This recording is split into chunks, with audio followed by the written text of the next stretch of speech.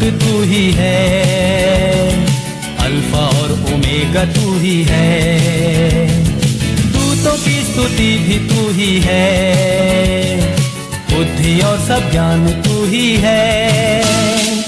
यीशु तू महान है, यीशु तू अच्छा है, यीशु तू जिंदा है, यीशु तू धन्य है, दूतों की स्तुति भी तू ही है, बुद्धि और सब ज्ञान तू ही है, राजाओं का राजा तू ही है, प्रभुओं का प्रभु तू ही है, यीशु तू महान है, यीशु तू अच्छा है, यीशु तू जिंदा है, यीशु तू धन्य है।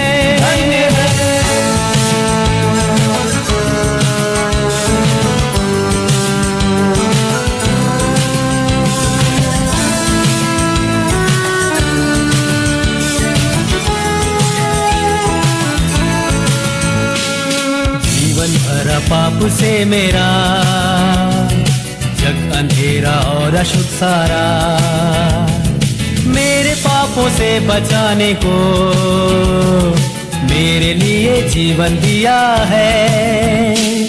यीशु तू महान है, यीशु तू अच्छा है, यीशु तू जिंदा है, यीशु तू धन्य है, दूतों की स्तुति भी तू ही है, बुद्धि और सब ज्ञान तू ही है, राजाओं का राजा तू ही है, प्रभुओं का प्रभु तू ही है, यीशु तू महान है, यीशु तू अच्छा है, यीशु तू जिंदा है, यीशु तू धन्य है।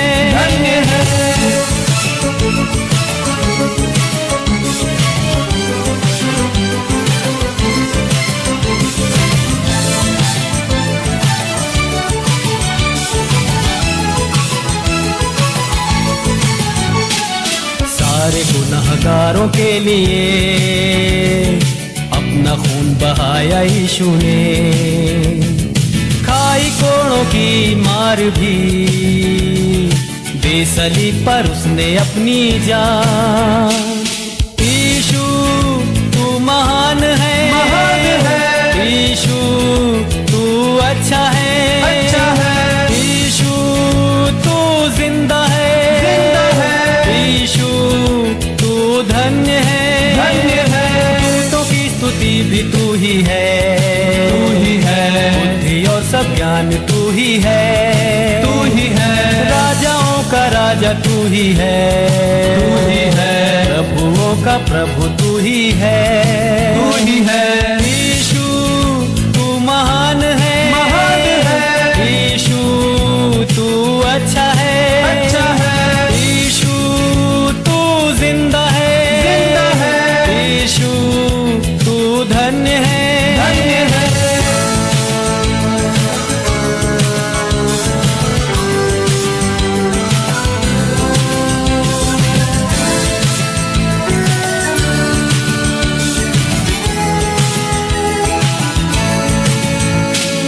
वायदा किया है तूने, वायदा तू करता है पूरा, वायदे के लिए आते हैं बरकतों की बारिश अब उंडे।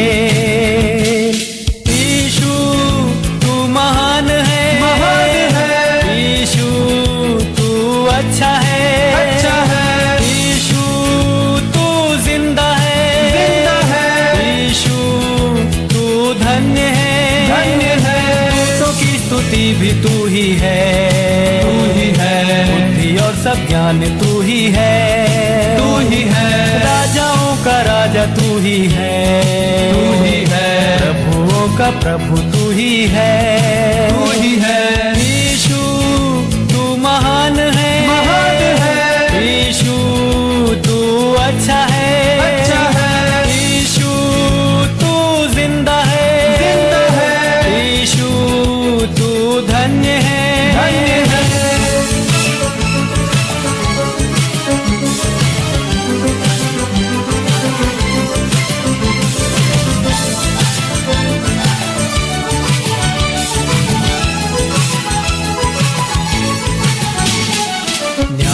करने आने वाला है, न्याय के साथ राज करने को। धर्मियों को लेकर न्याय से सिंहासन पर राज करेगा। यीशु तू महान है, यीशु तू अच्छा है, यीशु तू जिंदा है, यीशु तू धन्य है, दूतों की स्तुति भी तू ही है, बुद्धि और सब ज्ञान तू ही है, राजाओं का राजा तू ही है, प्रभुओं का प्रभु तू ही है, यीशु तू महान है, यीशु तू अच्छा है, यीशु तू जिंदा है, यीशु तू धन्य है, दूतों की स्तुति भी तू ही है, बुद्धि और सब ज्ञान तू ही है, राजाओं का राजा तू ही है, प्रभुओं का प्रभु तू ही है, यीशु तू महान है, यीशु तू अच्छा है, यीशु तू जिंदा है, यीशु तू धन्य है, यीशु तू महान है, यीशु तू अच्छा है, यीशु तू जिंदा है, यीशु तू धन्य है, यीशु तू महान है, यीशु तू अच्छा है, यीशु तू जिंदा है, यीशु तू धन्य है।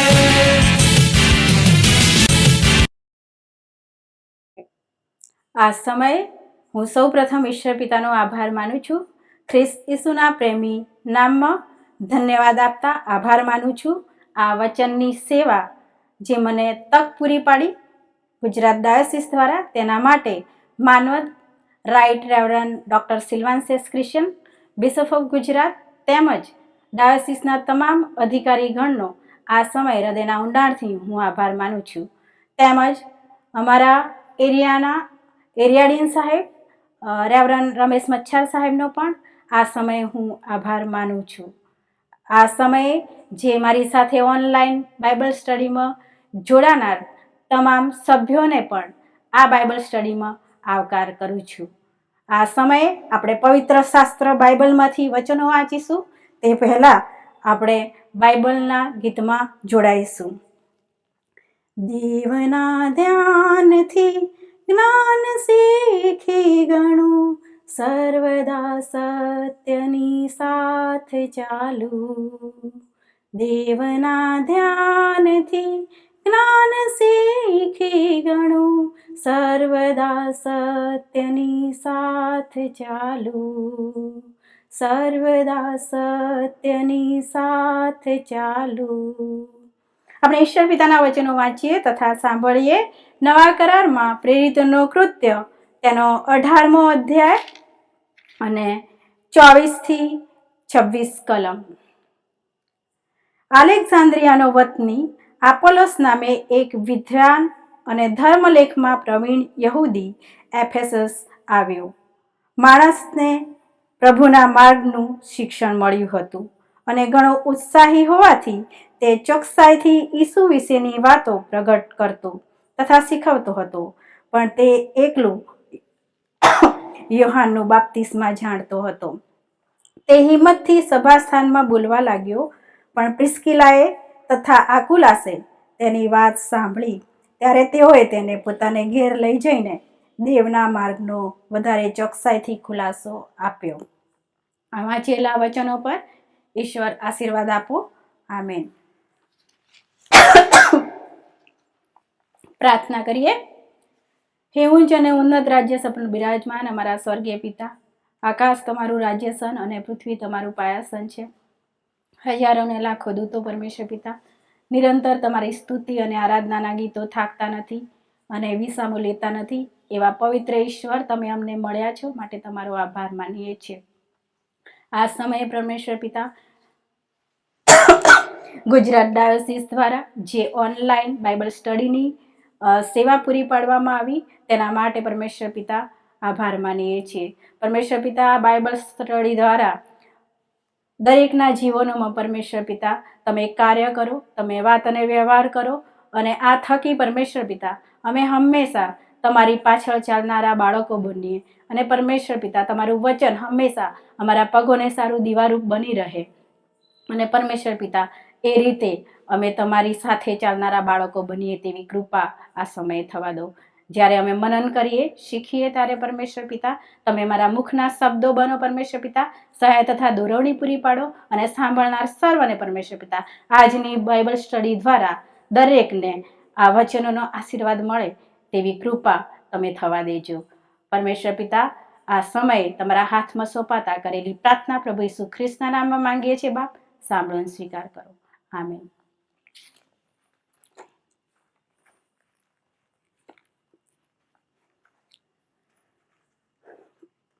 આપણે શાસ્ત્ર પાઠ વાંચ્યો પ્રેરિતોના કૃત્યો. પ્રેરિતોના કૃત્યોમાં આપણે જોઈએ છીએ કે આ જે પુસ્તક છે તે પ્રેરિતોના કામ વિશે આ પુસ્તકમાં લખવામાં આવ્યું છે. દરેક જગ્યાએ આપણે જોઈએ છીએ કે શિષ્યો જે તેમના ગુરુએ કીધેલું કામ, એટલે કે પ્રભુ ઈસુ ખ્રિસ્ત જ્યારે પૃથ્વી પર હતા ત્યારે જે શિષ્યોને કામ સોંપી ગયેલા તે કામ કરવાને માટે પરમેશ્વર પિતાએ તેમને સામર્થ્ય આપેલું હતું, અને આ કામ પ્રભુ ઈસુએ આ શિષ્યોને કરવાને માટે કહેલું હતું. બાઇબલમાં આપણે વચન જોઈએ છીએ કે સર્વ દેશનાઓને શિષ્ય કરો તથા બાપ તથા પવિત્ર આત્માના નામે બાપ્તિસ્મા આપતા જાઓ. આ સુંદર વચનના આધારે શિષ્યો પ્રભુ ઈસુ ખ્રિસ્તે જે સુવાર્તા આપી અને તેના મિશનમાં એક મિશનરી તરીકે પ્રભુના શિષ્યો બનાવવાને માટે તેઓ નીકળી પડે છે. અને એ સમયે શિષ્યોને જુદા જુદા પ્રકારના ચમત્કારો કર્યા, માંદાઓને સાજા કર્યા, અને સુવાર્તા પ્રભુ ઈસુ ખ્રિસ્તની ચાલુ રાખી. ત્યારે એ વખતના સમયમાં જોઈએ છીએ કે યહૂદીઓનું ખૂબ મોટું વર્ચસ્વ હતું, અને શિષ્યોના આવા કાર્યોને લીધે તે લોકો, યહૂદી લોકો જે ધર્મગુરુઓ હતા અને સાદુકીઓ, તેઓ પણ આ શિષ્યોના કામને જોઈને બહુ જ ઈર્ષા કરે છે, અને એ ઈર્ષાના ભોગ આ શિષ્યો બને છે અને તેમને બંદીખાનામાં નાખવામાં આવે છે. પણ આપણા પ્રભુ એ બહુ મહાન છે. આપણે જોઈ શકીએ છીએ કે યહૂદીઓએ સ્ટેફનને પણ પથ્થરે મારી નંખાવ્યો. એટલી હદ સુધી તેમણે તેઓ પર ઈર્ષા કરી, અને તેમ છતાં પણ શિષ્યોએ તેમનું કાર્ય ચાલુ રાખ્યું. આપણે જોઈએ છીએ નવા કરારમાં પ્રભુ ઈસુ ખ્રિસ્તે પણ ના કર્યા હોય તેવા ચમત્કારો આ શિષ્યો દ્વારા કરવામાં આવ્યા. અદ્ભુત ચમત્કારો શિષ્યો દ્વારા જોઈને આ લોકોએ, યહૂદીના ધર્મગુરુઓ અને સાદુકીઓએ તેમને ધરપકડ કરી. પરંતુ આ બધામાં પણ ઈશ્વર હંમેશા તેમની સાથે હોય છે. વચનમાં લખવામાં આવ્યું છે કે યોહાન 16:33 જગતમાં તમને સંકટ છે, પણ હિંમત રાખો, જગતને મેં જીત્યું છે. વિજયી મસીહી જીવન જીવવાને માટે સતાવણી કે દુઃખને દૂર કરવાનું નહીં, પણ દુઃખો મધ્યે રહીને પ્રભુનું વચન પ્રાપ્ત કરવાનું અને શીખવવાનું તે યોગ્ય છે. અને આ ત્યારે જ શક્ય બને છે કે આપણા પ્રભુ પ્રત્યેનો પ્રેમ હોય અને આપણે પ્રભુના વિશ્વાસમાં આપણા મૂળ ઊંડા અને મજબૂત હશે, ત્યારે આ શક્ય બનશે. બાઇબલમાં ઘણા પ્રેરિતો છે, જે રીતે પિત્તર, યોહાન, અને જૂના કરારમાં પણ આપણે જોઈએ છીએ મૂસા. દરેક એમની સાથે સાથે બાઇબલમાં સ્ત્રી પાત્ર પણ ઘણા બધા આપેલા છે. જે રીતે જૂના કરારમાં આપણે જોઈએ તો એસ્તેર, રાહેલ, સારા, રૂથ વગેરે, અને નવા કરારમાં આપણે જોઈએ તો એલિઝાબેથ, માર્થા, લોઈસ અને પ્રિસ્કિલા જેવા પાત્રો આપણે જોઈ શકીએ છીએ. આપણે અહીંયા આ શાસ્ત્ર પાઠમાં જોયું તે મુજબ પ્રિસ્કિલા અને આકુલાસ વિશે આપણે થોડો અભ્યાસ કરીશું. પ્રિસ્કિલા અને આકુલાસ એ બંને પતિ પત્ની હતા અને પ્રેરિતોના 18મા અધ્યાયમાં આ બંને પતિ પત્નીનો ઉલ્લેખ કરવામાં આવે છે. આકુલા અને પ્રિસ્કિલા કાળા સમુદ્રની દક્ષિણ દિશાએ પોન્થિયસ નામનું એક ગામ આવેલું હતું, ત્યાંના વતની હતા. તેઓ ઇટલીમાં આવીને વસ્યા હતા અને જ્યારે રોમમાં ખ્રિસ્તી સુવાર્તાનો પ્રચાર કરવામાં આવ્યો ત્યારે યહૂદી ધર્મગુરુ તેમજ લોકો દ્વારા પુષ્કળ તોફાન કરવામાં આવ્યું અને આ તોફાનના લીધે ત્યાંના જે રોમન સમ્રાટ હતા તે સમયે એટલે કે ઈસવીસન 49 થી 50માં ક્લોડિયસ નામના સમ્રાટે યહૂદીઓને રોમમાંથી નીકળી જવાનો આદેશ કર્યો. પ્રેરિતોનું કૃત્ય 18:2માં જોઈ શકીએ છીએ આપણે કે સમ્રાટ ક્લોડિયસે આ યહૂદી લોકોને ત્યાંથી નીકળી જવાને માટે આદેશ કરે છે. જ્યારે આ આદેશ થાય છે ત્યારે આકુલા અને પ્રિસ્કિલા શું કરે છે?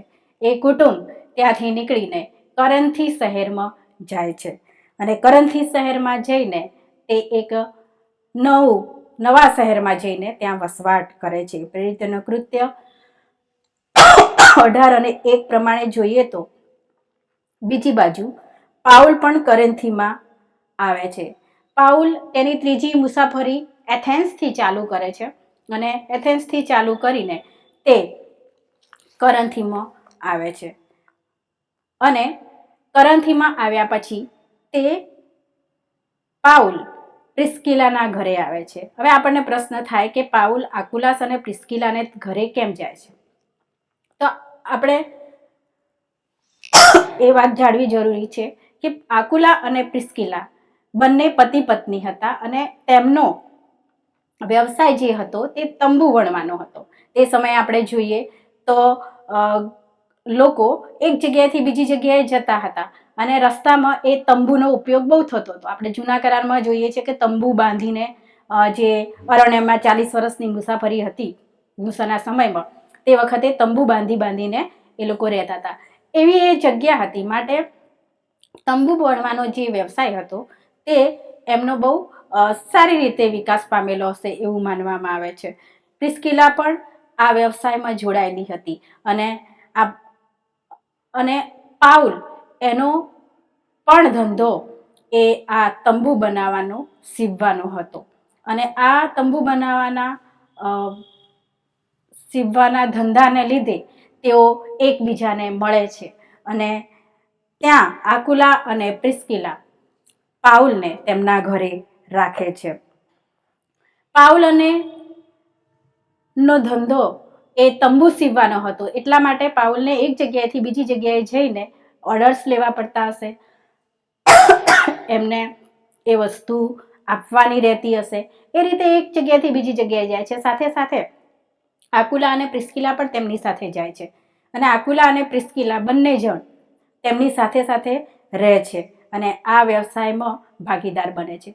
પણ પાઉલ આ ધંધાની સાથે તે પ્રભુનું વચન પણ વહેંચતો હતો, સુવાર્તા પ્રચાર પણ કરતો હતો અને આ રીતે આકુલા અને પ્રિસ્કિલા બંને પાઉલના આ વચનો અને સુવાર્તા પ્રચારના કારણે તે આ વચનો તેમણે પણ સાંભળ્યા અને પ્રભુ ઈસુ ખ્રિસ્તનો સ્વીકાર પણ કરે છે. પ્રેરિતોનું કૃત્ય 18 અને 11માં લખ્યું છે કે પાઉલ 1.5 વર્ષ કરન્થીમાં આકુલા અને પ્રિસ્કિલાની સાથે રહ્યો અને પાઉલ તેની ત્રીજી મુસાફરી ચાલુ રાખતા કરન્થીથી નીકળે છે અને આકુલા તથા પ્રિસ્કિલા પણ સાથે તેની લઈ જાય છે.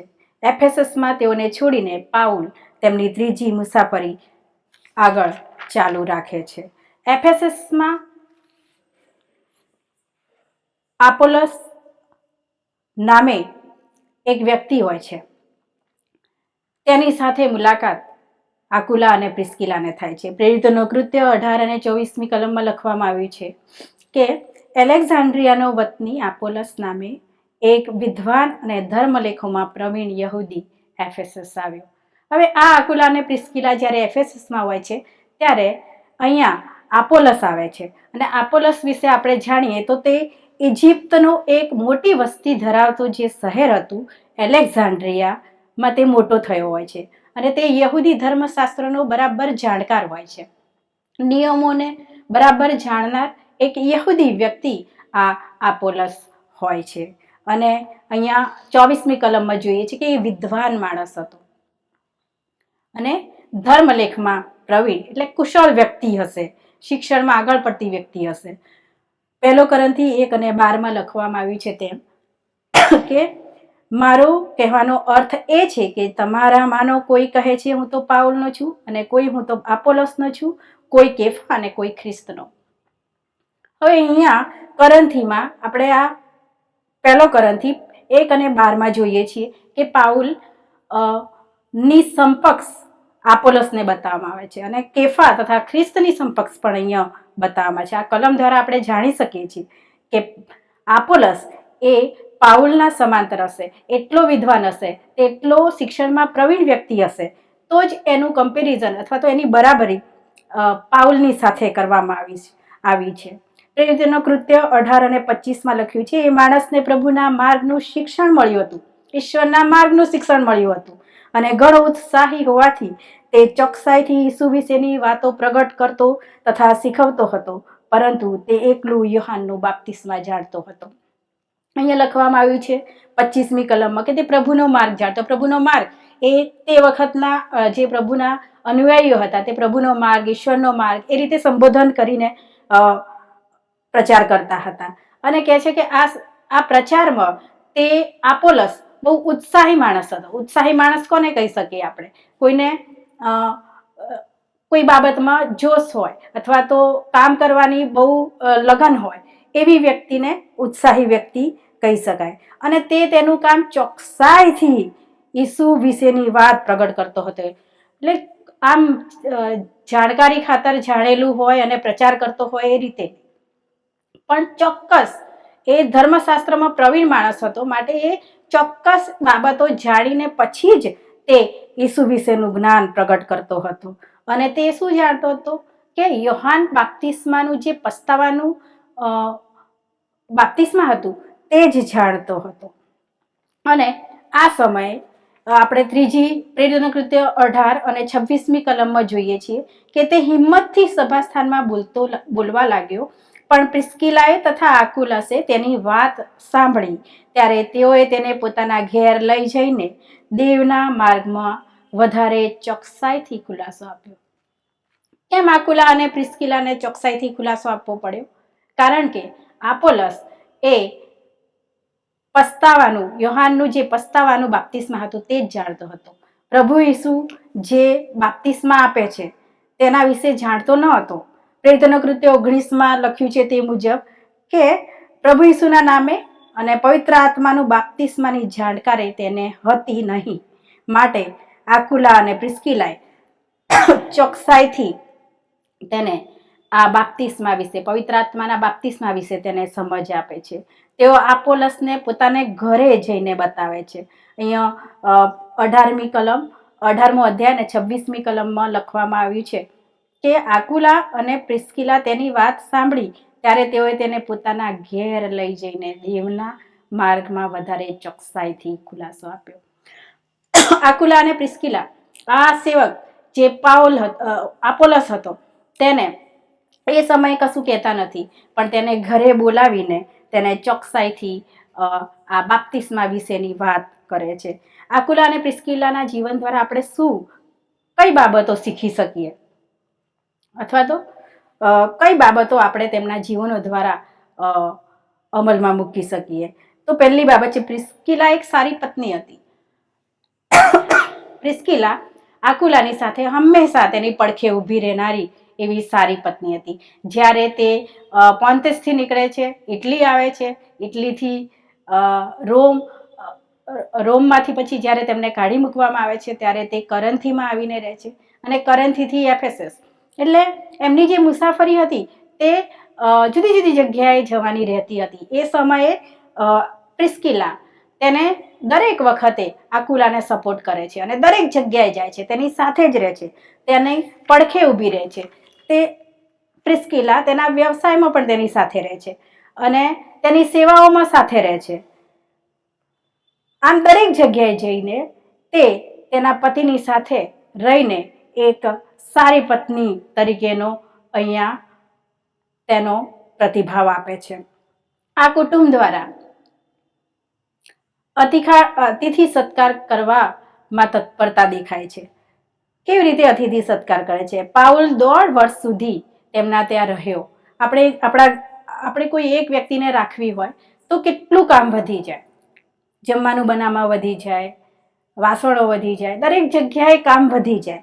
પણ ત્યારે પણ આ પ્રિસ્કિલા કોઈ જગ્યાએ કચકચાટ કરતી નથી, પણ પાઉલને શું કરે છે? 1.5 વર્ષ સુધી તેમની સાથે રાખે છે. આપણે જૂના કરારમાં જોઈએ છીએ કે ઇબ્રાહિમ વિશેની વાત, જે દૂતો તેમના ત્યાં અતિથિ તરીકે આવે છે, પણ ઇબ્રાહિમ જાણતો નથી કે તે દૂતો છે, પણ એક સામાન્ય વ્યક્તિઓ જાણીને ઇબ્રાહિમ તેમની સેવાઓ કરે છે. અતિથિ સત્કાર કેવી રીતે કરવો જોઈએ તે ઇબ્રાહિમના જીવન દ્વારા પણ આપણે શીખી શકીએ છીએ. 1 પિત્તર 4 અને 9માં પિત્તરે ત્યાં અતિથિ સત્કાર માટે મહત્વ આપ્યું છે. કેવી રીતે અતિથિ સત્કાર કરવો જોઈએ? તો બડબડાટ કર્યા વગર સારા મનથી કરવો જોઈએ.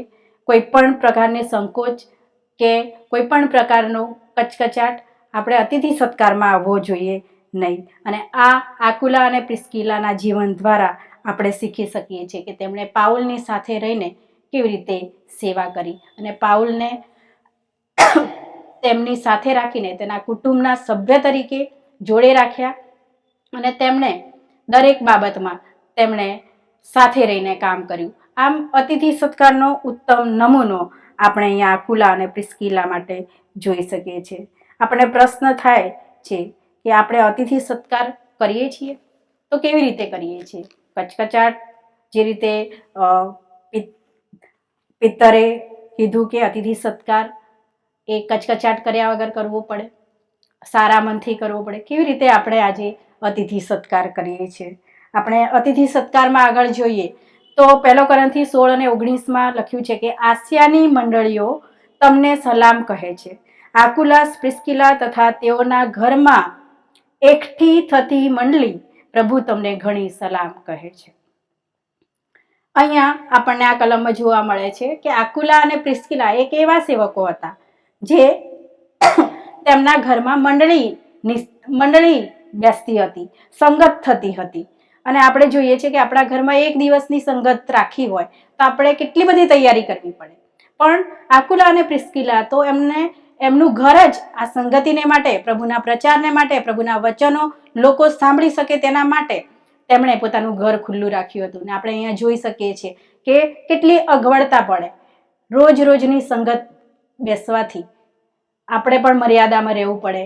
આપણે કોઈ આવે તો તેને બોલાવવા પડે, એનો આવકાર કરવો પડે અને બહુ ડિસિપ્લિનમાં આપણે રહેવું પડે.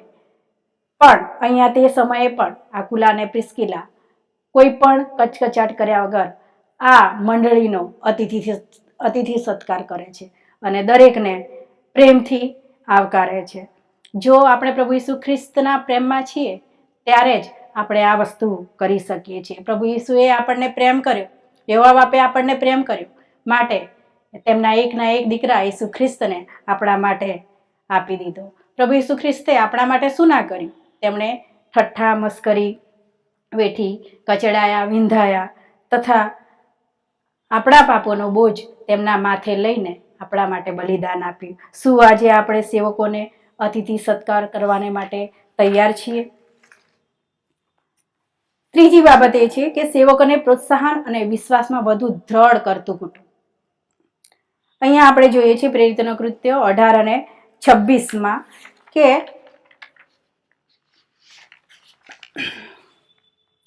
પ્રિસ્કાએ તથા આકુલાસે તેની વાત સાંભળી ત્યારે તેઓએ તેને પોતાના ઘેર લઈ જઈને દેવના માર્ગમાં વધારે ચોકસાઈથી ખુલાસો આપ્યો. સેવકોને પ્રોત્સાહન પૂરું પાડવું, તેમને વિશ્વાસમાં વધુ દ્રઢ કરવા. આ કલમમાં આપણે જોઈએ છીએ કે આકુલા અને પ્રિસ્કિલાએ તે સમયે જ્યારે આપોલસ આ પ્રચાર કરતો હતો ત્યારે તેમને ઉતારી ના પાડ્યા. અમે જાણીએ છીએ તું ખોટું બોલે છે એવું કહેતા નથી, અથવા તો તરત વળતો જવાબ આપતા નથી, અને તેમનું અપમાન ન કરતા તેઓ તેમને પોતાના ઘરે લઈ જાય છે. પ્રેમથી તેમને આ જે અધૂરાપણું હતું, જે ભૂલ હતી, જે કમી હતી એમનામાં, તેને વિસ્તારથી અને ચોકસાઈથી તેમને સમજાય છે. જ્યારે આપણે કોઈ સેવકની નિર્બળતા, નબળાઈ જોઈએ છે ત્યારે શું કરીએ છીએ? આજે આપણે જોઈએ તો ચારે તરફ તેની કમીઓ ફેલાવીએ છીએ. ભલા ભાઈ બહેનો, આજે આપણે ચારે તરફ જોઈએ છીએ કે કોઈની નબળી વાતો હોય તો તેને ઉછાળીને કરીએ છીએ, વ્યક્તિઓની નિંદા કરીએ છીએ. બહુ દુઃખની વાત છે કે આપણે ખ્રિસ્તી હોવા છતાં પણ આપણામાં પણ આવો સ્વભાવ રહેલો છે. આકુલા અને પ્રિસ્કિલાના જીવનથી આપણે શીખી શકીએ છીએ કે આપણે કેવી રીતે સેવકોને પ્રોત્સાહન આપવું જોઈએ, કેવી રીતે તેમની નબળાઈઓમાં તેમની સાથે ઊભા રહેવું જોઈએ, અને તેમને સ્પષ્ટતા વચનની કરવી જોઈએ, અને જે કોઈ બાબત હોય તેનું સારી રીતે, યોગ્ય રીતે તેમને સોલ્વ કરવું જોઈએ. અને મારી છેલ્લી બાબત એ છે કે સેવકોના જીવનો માટે એક સમર્પિત કુટુંબ, આકુલા અને પ્રિસ્કિલાનું જે કુટુંબ હતું તે એક સમર્પિત કુટુંબ હતું. રોમી 16 અને 4 આપણે જોઈએ તો ત્યાં લખવામાં આવ્યું છે, તેઓએ મારા જીવનને સારું પોતાની ગરદનો ધરી છે. તેઓનો આભાર એકલો હું જ નહીં પણ વિદેશીઓમાં પણ સર્વ મંડળીઓ પણ માને છે. રોમી 16 અને 4 લખ્યું છે કે તેમણે તેમની ગરદન મારા માટે ધરી છે. પાઉલ અહીંયા કહે છે કે તેમણે મારા પ્રાણને સારું પોતાનું જીવ જોખમમાં મૂક્યું છે. આ બાબતમાં અન્ય જાતિ, બીજી મંડળીઓ પણ ધન્યવાદ આપે છે. એટલે બધા જ જાણતા હતા કે પાઉલને માટે આકુલા અને પ્રિસ્કિલાએ બલિદાન આપ્યું છે, તેમનો જીવ જોખમમાં મૂક્યો છે. અહીંયા ચોક્કસ ઉલ્લેખ નથી કરવામાં આવ્યો બાઇબલમાં કે આકુલા અને પ્રિસ્કિલાએ કઈ બાબત માટે પોતાનો જીવ આપવા માટે પણ તૈયાર થઈ ગયા પાઉલને લીધે. પણ આકુલા અને પ્રિસ્કિલા પોતાનો જીવ તેમના માટે જોખમમાં મૂકે છે. આવું બલિદાન તો જેને પ્રભુ પ્રત્યે પ્રેમ હોય તે જ આપી શકીએ. આ જ રસ્તે આપણે જોઈ શકીએ કે પ્રભુ ઈસુએ પણ આપણા પ્રત્યે એટલો બધો પ્રેમ હતો જેથી કરીને આપણા પાપોને લીધે તેમનો દીકરો વધસ્તંભે જડી દીધો અને આપણા માટે તે બલિદાન થયા. એટલો અજાયબ પ્રેમ, આકુલા અને પ્રિસ્કિલાનો અનહદ પ્રભુ પ્રત્યેનો પ્રેમ અહીં દેખાય છે. તેઓ સેવકોને માટે તેમની ગરદનો ધરી દે છે. પાઉલને આપણે જોઈએ છીએ 2 તીમોથી 4 અને 19 કે પ્રિસ્કા અને આકુલાસ તથા ઓનેસિફરસના કુટુંબને ક્ષેમ કુશળ કહેજે. આ કલમ જ્યારે પાઉલ બંદીખાનામાં હતો અને તેનો અંતિમ સમય ચાલી રહ્યો હતો ત્યારે આ પત્રમાં છેલ્લા અને અંતિમ સમયમાં પણ પાઉલ આ કુટુંબોને યાદ કરે છે. આકુલા અને પ્રિસ્કિલા અને ઓનેસિફરસના કુટુંબને આ સમયે તેના જિંદગીના છેલ્લા સમયે પણ તેઓ યાદ કરે છે. કેમ યાદ કરે છે? કારણ કે તે વિશ્વાસુ કુટુંબ હતું. તે અતિથિ સત્કારમાં કરવા આગળ પડતું કુટુંબ હતું. સેવકો માટે પોતાનો જીવ પણ આપવા માટે તૈયાર થઈ જતા હતા. સેવકોને તેમના અધૂરાપણામાં પણ એક બાંધનારું કુટુંબ હતું, જ્ઞાન આપનારું કુટુંબ હતું, તેમને બચાવનાર કુટુંબ હતું. આ આશીર્વાદ આપતો પત્ર પાઉલ લખે છે. વાલા મિત્રો, સેવકોને આશીર્વાદ ક્યારે પ્રાપ્ત થાય? વડીલોનો આશીર્વાદ આપણને ક્યારે મળે? જ્યારે આપણે તેમની સેવાઓ કરીએ ત્યારે. જૂના કરારમાં આપણે જોઈએ છીએ કે ઇબ્રાહિમ, યાકૂબ અને ઈસાક કેવી રીતે સેવાનો આશીર્વાદ પ્રાપ્ત કર્યો. વાલા ભાઈ બહેનો, આજે આપણે સેવકોને માટે કેવી રીતે તૈયાર થઈશું? આપણા બાળકો, આગેવાનોને કેવી રીતે મદદરૂપ બનીશું? તેમનું રક્ષણ કેવી રીતે કરીશું? વાલા ભાઈ બહેનો, આકુલા અને પ્રિસ્કિલાની જેમ શું આપણે અતિથિ સત્કાર કરવા માટે તૈયાર છીએ? સેવકોની પરોણાગત કરવા માટે તૈયાર છીએ? આપણે આપણો જીવ જોખમમાં મૂકીને તેમની રક્ષા કરવા તૈયાર છે? તેમની નિર્બળતામાં, તેમની નબળાઈઓમાં, તેમના અધૂરાપણામાં તેમની નિર્બળતાને ઉછાળતા નહીં, પણ આપણે તેમને પર્સનલી સમજાવીને તેમને સોલ્વ કરીશું? સેવકો માટે આપણે ઘર ખુલ્લું રાખીશું? શું આપણા આકુલા અને પ્રિસ્કિલાએ આ સેવાઓ કરી તેમ આપણે પણ કરી શકીએ, કે પછી આપણામાં કંઈક અધૂરાપણું છે? આજે આપણે આકુલા અને પ્રિસ્કિલાના જીવન દ્વારા જે શીખ્યા તે ખ્રિસ્તી જીવન જીવવાને માટે, તે બોજ ઉઠાવવાને માટે પ્રભુ તમને અને મને સહાય કરે. પ્રભુ પરમેશ્વર એમનો આદર કરે છે જે પરમેશ્વરનો આદર કરે છે, જે પ્રભુના સેવકોને મદદ કરે છે. જો આપણે આ બાબતો કરીએ છીએ તો પરમેશ્વર આપણને સામર્થ્યનો આશીર્વાદ જરૂર આપશે.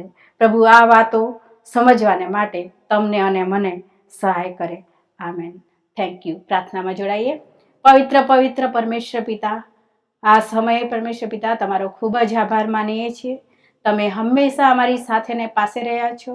અમારા અધૂરાપણામાં પરમેશ્વર પિતા અમને માર્ગદર્શન બતાવ્યું છે પરમેશ્વર પિતા, તેના માટે તમારો આભાર માનીએ છીએ. આકુલા અને પ્રિસ્કિલાના જીવન દ્વારા પરમેશ્વર પિતા અમે ઘણી બધી બાબતો આજે શીખી શક્યા કે સેવકોની મદદ કેવી રીતે કરી શકીએ, સેવકોના અધૂરાપણાને અમે કેવી રીતે સોલ્વ કરી શકીએ. પરમેશ્વર પિતા તેમના માટે જોખમ ઉઠાવવાને માટે અમે તૈયાર થઈએ. આ બધી વસ્તુ સમજવાને માટે તમે અમને સહાય તથા મદદ કરો. પરમેશ્વર પિતા આ સમયે અમારા પાપોની માફી માંગીએ છીએ. તમે અમારા માટે બલિદાન આપ્યું પરમેશ્વર પિતા, અને એમ કરીને તમારો અતિ ઘણો પ્રેમ અમારા પર જાહેર કર્યો. તેના માટે પુષ્કળ આભાર માનીએ છીએ. સર્વની સાથે રહો પરમેશ્વર પિતા, અને આ ઓનલાઈન બાઇબલ સ્ટડીને પરમેશ્વર પિતા તમારા હાથમાં સોંપતા એક આશીર્વાદનું કારણ બની રહે તેવી કૃપા થવા દો. આ પ્રાર્થના કરેલી પ્રભુ ઈસુ ખ્રિસ્તના નામમાં માંગીએ છીએ બાપ, સાંભળો સ્વીકાર કરો. આમેન. हर मुसीबत की जंजीर से छुड़ाने वाला है तू, हर बिगड़ी जिंदगी को बनाने वाला है तू. मेरी जिंदगी की कश्ती तूफानों में है घिरी, पर ए मसीह मेरा रखवाला है तू. हर मुसीबत में मुझको संभाला, हर मुसीबत में सबको संभाला. वो रखवाला यीशु है रखवाला.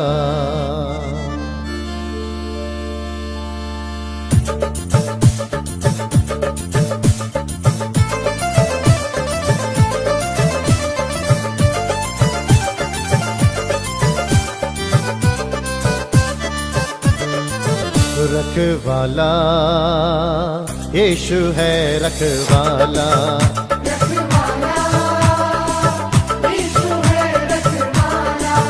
रखवाला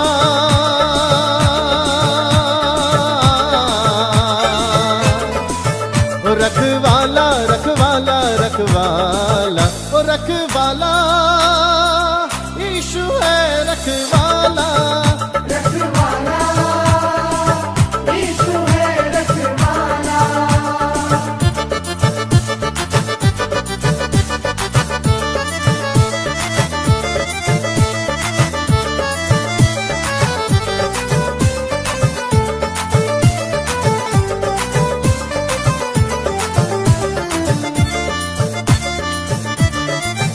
हर मुसीबत में वो काम आया मुझे,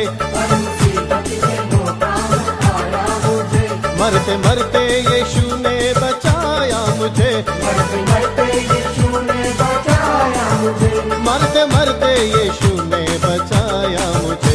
रखवाला यीशु है रखवाला, रखवाला यीशु है रखवाला, रखवाला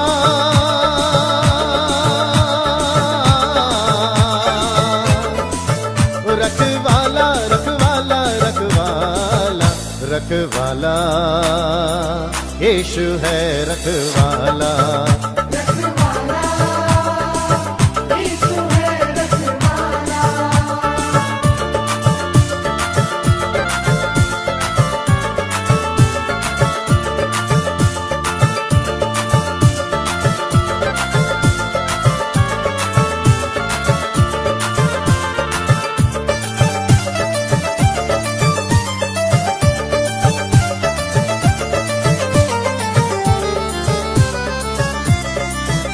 जब मसीहा का दीदार हो जाएगा, जब मसीहा का दीदार हो जाएगा, तेरा बिगड़ा हुआ काम बन जाएगा, तेरा बिगड़ा हुआ काम बन जाएगा. बिगड़ा हुआ काम बन जाएगा। रखवाला यीशु है रखवाला, ओ रखवाला यीशु है रखवाला, ओ रखवाला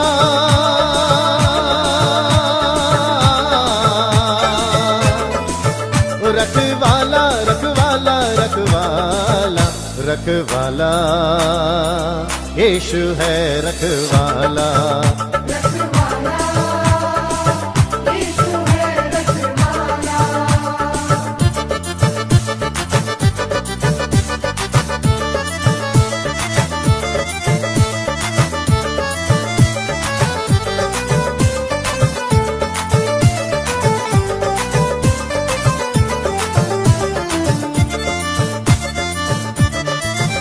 वो धरती का राजा वो सरकार है, निराला मसीहा का दरबार है, निराला मसीहा का दरबार है। रखवाला यीशु है रखवाला, ओ रखवाला यीशु है रखवाला, ओ रखवाला